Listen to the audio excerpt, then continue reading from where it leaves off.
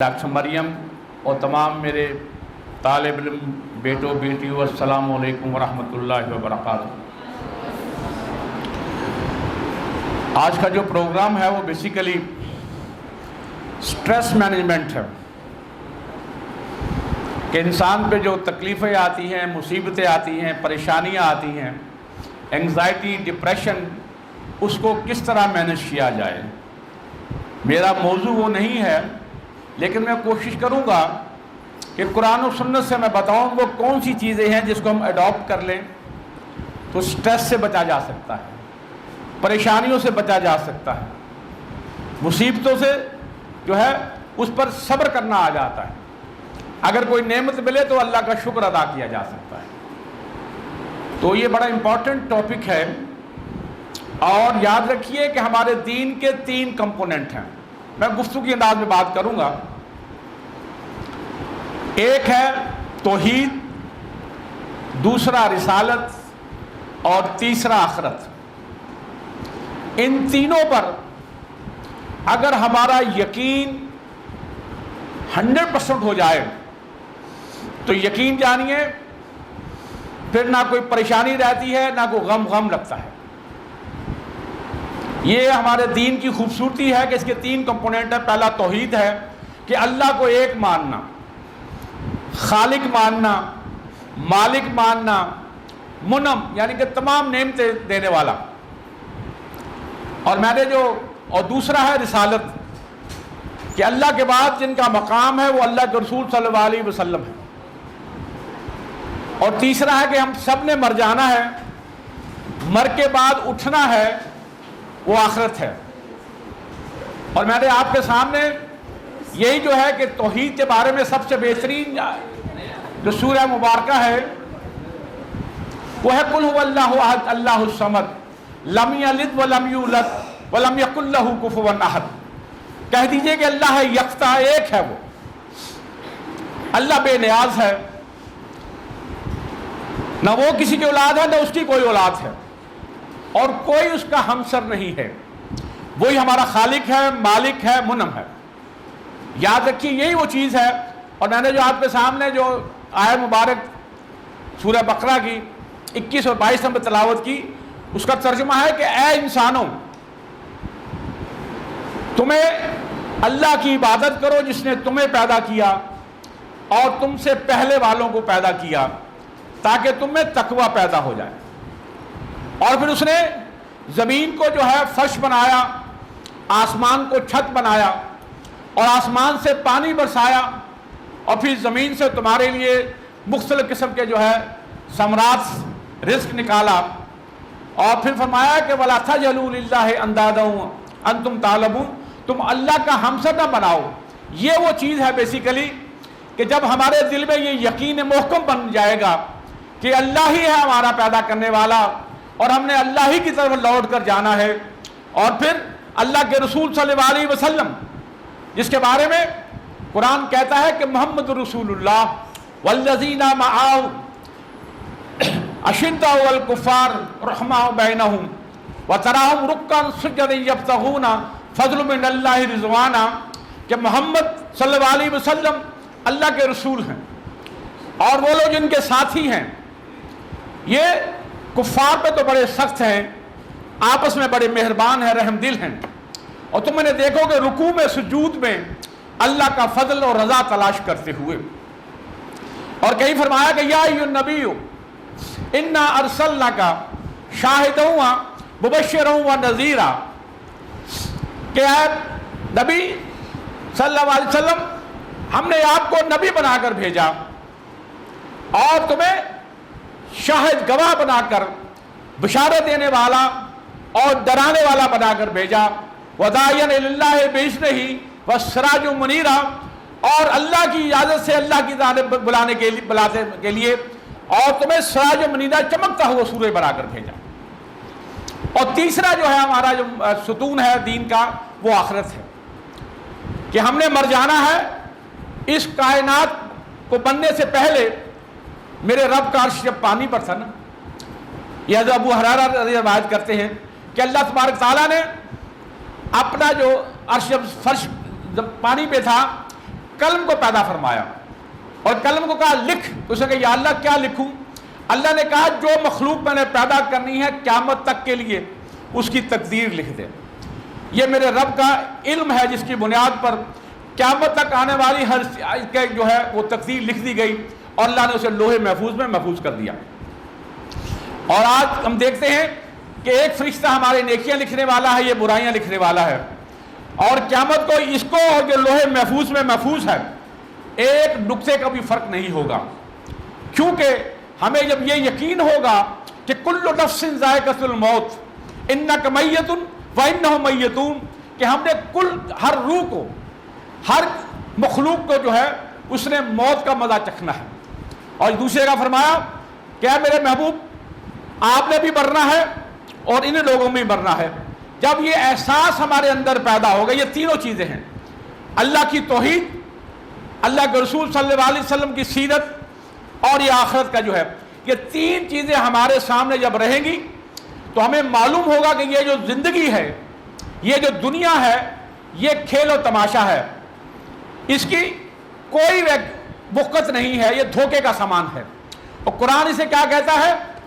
وَمَا الْحَيَاةُ الدُّنْيَا إِلَّا لَعِبٌ وَلَهْوٌ وَمَا الْحَيَاةُ الدُّنْيَا إِلَّا مَتَاعُ الْغُرُورِ، کہ یہ دنیا کھیل و تماشا ہے، یہ دھوکے کا سامان ہے۔ اور اسی بارے میں آپ سے فرمایا کہ سہل بن سعد رضی اللہ تعالیٰ عنہ روایت کرتے ہیں کہ اللہ کے رسول صلی اللہ علیہ وسلم نے ارشاد فرمایا اللہ کے نزدیک اس دنیا کی حیثیت ایک مچھر کے پر جتنی بھی نہیں ہے، اگر ہوتی تو خدا کی قسم کسی کافر کو پانی کا اللہ ایک گھونٹ بھی نہ دیتا۔ اور یہ دنیا جو ہے اللہ کے نزدیک ایک مری ہوئی بکری کے بچے کے برابر بھی نہیں ہے۔ اور اللہ کے رسول صلی اللہ علیہ وسلم جا رہے تو ایک بکری کا بچہ مرا ہوا تھا، کیڑا زدہ۔ آپ نے فرمایا کون ہے جسے ایک درہم میں خریدے؟ تو صحابہ نے کہا اللہ رسول یہ بکری کا بچہ وہ بھی مرا ہوا، اسے کون خریدے گا؟ تو آپ سے فرمایا کہ اس دنیا کی جو حیثیت اللہ کے نزدیک اس بکری کے مرے ہوئے بچے سے بھی کمتر ہے۔ اس لیے آپ سے فرمایا آپ کے دنیا کی حیثیت ایسے ہے جیسے آپ ایک انگلی دریا میں ڈالیں تو کتنا پانی آپ کی انگلی کے ساتھ نکلے گا، یہ ہے دنیا، اور وہ دریا ہے آخرت۔ اور اسی لیے حضرت عبداللہ بن شخیر رضی اللہ تعالیٰ عنہ روایت کرتے ہیں کہ میں اللہ کے رسول صلی اللہ علیہ وسلم پاس گیا تو آپ صلی اللہ علیہ وسلم سورہ تکاثر کی الہاکم التکاثر حتی زرتم المقابر کی تلاوت فرما رہے تھے کہ کہا کہ عبداللہ یہ دنیا ساری کہتی ہے کہ میرا مال میرا مال میرا مال، اس کا مال وہی ہے جو اس نے کھا لیا، ہضم کر لیا، پہن لیا، بسیدہ کر لیا یا اللہ کے آگے بھیج دیا، یہ مال ہے۔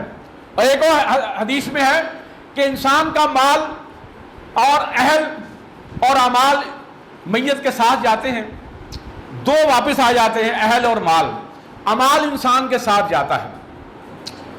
اور حضرت انس بن مالک رضی اللہ عنہ روایت کرتے ہیں کہ اللہ کے رسول صلی اللہ علیہ وسلم فرمایا کہ انسان بوڑھا ہو جاتا ہے، دو چیزیں نہیں بوڑھی ہوتی، ایک امید اور دوسری حرص جو ہے، یہ مرنے تک جو ہے قائم و دائم رہتی ہے دونوں چیزیں، اور یہی زندگی کی بقا ہوتی ہے۔ اور یہی وہ ہے بیسیکلی کہ جب انسان کو یہ معلوم ہو کہ یہ جو دنیا ہے یہ سرا ہے، ایک عارضی ہے، میں نے اس میں یہ امتحان گاہ ہے، کچھ مدت میری چند لمحات سے لے کر چند سال ہو سکتی ہے، آخر کار مجھے بھی اور ہر ایک کو موت آنی ہے، اور جب میں نے مرنا ہے تو میرے ساتھ میرے اعمال جانے ہیں، اور قیامت والے دن انہی اعمال کی بنیاد پر جب تولے جائیں گے، جو کامیاب ہوگا اسے دائیں ہاتھ میں نامہ مال ملے گا، اللہ نہ کرے جو ناکام ہوگا اس کو بائیں ہاتھ میں۔ تو یہ جب یقین انسان کے اندر پیدا ہوتا ہے تو پھر اسے معلوم ہوتا ہے، وہ پھونک پھونک کا قدم رکھتا ہے اس دنیا میں، اور پھر کیونکہ اس تقدیر میرے رب نے لکھ دی ہوتی ہے، اور پھر جو بھی یہاں اس دنیا میں ہوتا ہے ہمیں جو بتلایا گیا ہے اللہ کے رسول صلی اللہ علیہ وسلم نے کہ اس دنیا میں اس طرح رہنا ہے جیسے ایک مسافر رہتا ہے، اور وہ چند دیر کے لیے سستاتا ہے اور اپنی اگلی منزل کو چلا جاتا ہے، وہ آخری منزل ہے۔ تو اس دنیا میں رہنا کس طرح ہے اللہ کے رسول صلی اللہ علیہ وسلم نے اس کے بارے میں بتایا کہ اس طرح رہنا ہے کہ پھونک پھونک کا قدم رکھنا ہے، تقوی اختیار کرنا ہے۔ پوچھا گیا کہ تقوی کیا ہے؟ فرمایا اس طرح رہنا ہے اس دنیا میں کہ یہ ساری پگڈنڈیاں جو ہے اس سمجھو اس کے اوپر یہ کانٹے دار جھاڑیاں ہیں، آپ نے اس میں سے جو گزرنا ہے اپنے دامن کو اپنے کپڑوں کو بچا بچا کر گزر جانا ہے، یہ زندگی ہے۔ اس کے زندگی کے 400 تمام برائیاں برسرعام ہیں، ان تمام سے اپنا دامن بچا بچا کر لے جانا یہی تقویٰ ہے۔ اور پھر فرمایا کہ اس دنیا میں جو ہے آپ نے سچ بولنا ہے۔ سب سے پہلی بات جو بتلائی گئی کہ یا ایھا الذین آمنوا اتقوا اللہ کونوا مع الصادقین، اے لوگوں جو ایمان لائے ہو اللہ کا تقوی اختیار کرو اور سچوں کا ساتھ دو۔ اور یہی ہے کہ جھوٹ نہیں بولنا، سب سے پہلے یہی ہے، اور ساتھ ساتھ یہ ہے کہ بدگمانی نہیں کرنی، تجسس اور ٹو میں نہیں لگے رہنا، غیبت نہیں کرنی اور بہتان نہیں لگانا، چغلی نہیں کرنا۔ اور اسے قرآن نے اس طرح کہا کہ یا ایھا الذین آمنوا اجتنبوا کثیرا من الظن ان بعض الظن اسم ولا تجسسوا ولا یکتب بعضکم بعضا ایحب احدکم ان یکن لحم اخیہ میتا فکرہتموہ، کہ اے لوگوں جو ایمان لائے ہو بہت زیادہ گمان کرنے سے پرہیز کرو، کہ بعض گمان گناہ ہوتے ہیں، اور تجسس نہ کیا کرو، ٹوڑا لگایا کرو، اور دوسروں کی غیبت نہ کیا کرو۔ کیا تمہیں کوئی پسند کرتا ہے کہ اپنے مردہ بھائی کا گوشت کھانا؟ یقیناً تم کراہت کرو گے۔ کہ واتقوا اللہ ان اللہ تواب الرحیم، اللہ سے ڈرو۔ ہر بات جو ہے اس کی لائٹ ٹوٹتی کہاں ہے کہ اللہ سے ڈرو۔ واتقوا اللہ ان اللہ تواب الرحیم، بے شک میرا رب جو ہے توبہ قبول کرنے والا ہے۔ اور یاد رکھیے ان تمام چیزوں کے لیے کچھ چیزوں کا ہونا ضروری ہے۔ وہ کیا ہے؟ علم ہونا چاہیے، جبکہ آپ کو علم سے مراد علم القرآن اور علم الحدیث ہے۔ آپ کو قرآن کا علم ہونا چاہیے، ترجمہ تفسیر کے ساتھ آپ کو معلوم ہونا چاہیے۔ اور پھر یہ علم جو ہے، کیونکہ عالم اور ایک جاہل برابر نہیں ہو سکتے۔ قل هل يستوي الذين يعلمون والذين لا يعلمون، کہیے کیا علم والے اور بغیر علم والے برابر ہو سکتے ہیں؟ آپ لوگ علم سیکھ رہے ہیں، اللہ تعالیٰ آپ کے علم میں اور اضافہ کرے۔ اس کو زیادہ سے زیادہ یہ دنیاوی علم بھی اور دینی علم بھی سیکھیے، اس کو اپنے آپ کو اس سے مزین کیجئے، تو انشاءاللہ آپ کی دنیا بھی کامیاب ہوگی اور آخرت بھی کامیاب ہوگی۔ کیونکہ پہلی جو سورت جو آئی، آیت اللہ تبارک تعالیٰ نے وحی کے ذریعے اقرأ بسم ربک الذی خلق خلق الانسان من علق اقرأ وربک الاکرم الذی علم بالقلم علم الانسان ما لم یعلم۔ دیکھیے پہلی آیت جو ہے آئی وہ بھی کیا تھی کہ اللہ نے پیدا کیا تمہیں ایک جمے ہوئے خون سے اور ایک قلم سے علم سکھایا جو تو پہلے نہیں جانتا تھا۔ اور کہیں کہا کہ الرحمن خلق الانسان علمہ البیان، یہ اور کہیں اسی قلم کی قسم کھائی جس قلم سے آپ لکھتے ہیں، اپنے علم کا اضافہ کرتے ہیں، نون والقلم وما یسطرون، اور قلم کی قسم اللہ نے کھائی اور اس سے جو چیز لکھی جاتی ہے۔ اور اسی سے وہ میں نے جو شروع میں عرض کیا کہ اللہ نے تمام عالم کی تقدیر لکھ دی گئی ہے، اور یہی وہ چیز ہے بیسیکلی۔ پھر یہ ہے کہ آپ کے اندر علم کے بعد جو ہے اپنی زبان میں نرمی پیدا ہونی چاہیے، یہی وہ خاصہ ہے ایک مومن کا، ایک داعی کا۔ اور قرآن کہتا ہے ادعو سبیل ربک بالحکمہ والموعظۃ الحسنہ وجادلہم باللتی ہی احسن ان ربک ھو اعلم بمن ضل عن سبیلہ وھو اعلم بالمہتدین، کہ تم اللہ کے راستے کی جانب جب بلاتے ہو کسی کو تو حکمت کے ساتھ آسن انداز سے بلائیے اور ان سے بات کیجئے خوبصورت انداز میں۔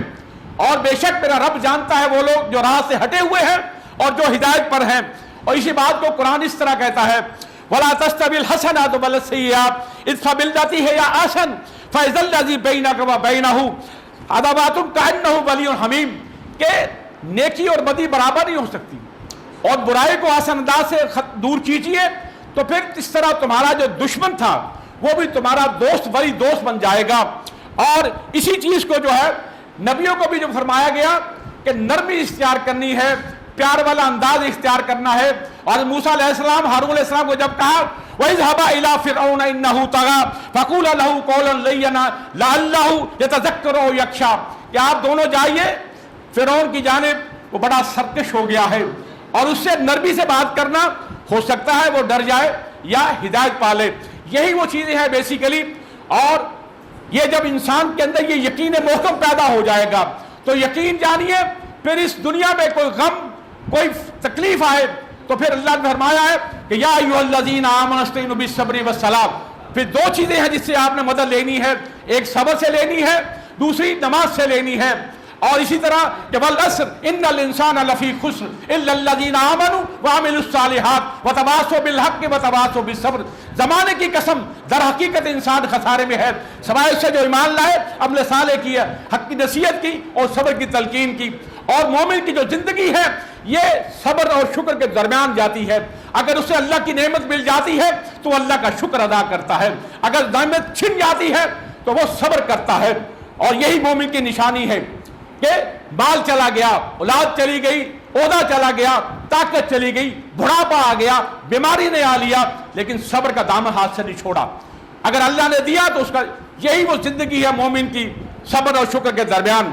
یہ وہ دو پگڈنڈیاں بتا دی گئی ہیں، اور یہ چیزیں ہمارے ذہن میں ہوں گی تو انشاءاللہ نہ ڈپریشن ہوگا، نہ انگزائٹی ہوگی، نہ کوئی سٹریس ہوگا۔ اور میڈم آپ کے سامنے رکھیں گی سٹریس مینجمنٹ، اور میں نے بتانے کی کوشش کی ہے کہ آپ کے اندر قرآن کا علم ہو، اللہ کے رسول صلی اللہ علیہ وسلم کی زبان مبارک سے جو ایک ایک لفظ نکلا حق و سچ ہے، ہمارے لیے حجت ہے۔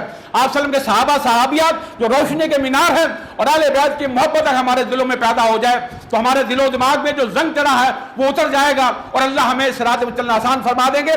ہمیں پھر کوئی دکھ نہیں لگے گا، کوئی غم نہیں لگے گا، اور کوئی انگزائٹی ڈپریشن نہیں ہوگی۔ اور پھر کیونکہ اللہ سے لو جب انسان لگا لیتا ہے تو اس کے سارے غم دور ہو جاتے ہیں۔ اللہ تعالیٰ ہمیں ان باتوں پر عمل کرنے کی توفیق عطا فرمائے۔ جزاک اللہ احسن جزا، وما علینا بلاغ المبین۔